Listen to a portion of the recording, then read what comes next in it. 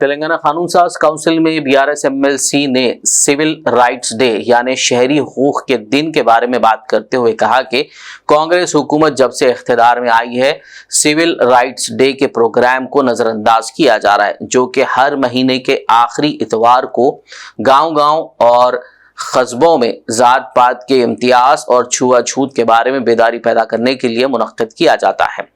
कविता ने चेयरमैन के जरिए हुकूमत से दरखास्त की कि सिविल राइट्स डे के इनेकाद को यकीनी बनाने के लिए जरूरी इक़दाम किए जाएं। ఇవాళ నేను ఒక ముఖ్యమైన అంశము మీ ద్వారా ప్రభుత్వం దృష్టిని ఆకర్షించదలుచుకున్నాను అధ్యక్ష.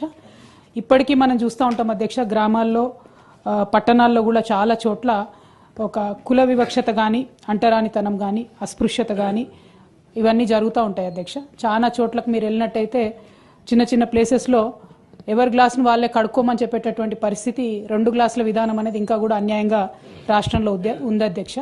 చాలా గ్రామాల్లో చాలా చోట్ల దేవాలయ ప్రవేశాలకు కూడా చాలా మందిని రానివ్వనటువంటి పరిస్థితి ఉంది అధ్యక్ష.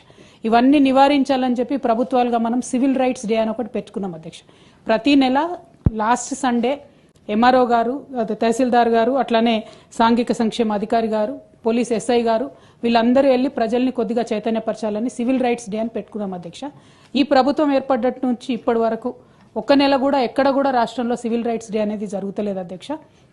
కొంచెం సీరియస్గా ఈ అంశాన్ని పరిగణించాలి. ఎందుకంటే ఈ లాస్ట్ 1 ఇయర్లో మనం చూసుకున్నట్టయితే రూరల్ క్రైమ్ కూడా ఉమెన్ మీద చాలా పెరుగుతున్నటువంటి పరిస్థితి ఉంది అధ్యక్ష. అది వివక్ష కావచ్చు, సెక్యూరిటీ లేకపోవడం కావచ్చు. ఈ సివిల్ రైట్స్ డే అనేటటువంటిది చాలా సీరియస్గా తీసుకొని అవకాశం ఉంటే ఇందులో ప్రజాప్రతినిధులకు కూడా, అంటే మండల స్థాయిలో ఉండేటటువంటి వాళ్ళని కూడా ఇంక్లూడ్ చేసే విధంగా ప్రభుత్వం ఏమన్నా సరికొత్తగా మరి ఉత్తర్వులు కూడా జారీ చేసి కొంచెం చైతన్యవంతంగా ఈ కార్యక్రమాన్ని టేకప్ చేయాలని తమరి ద్వారా విజ్ఞప్తి చేస్తాను.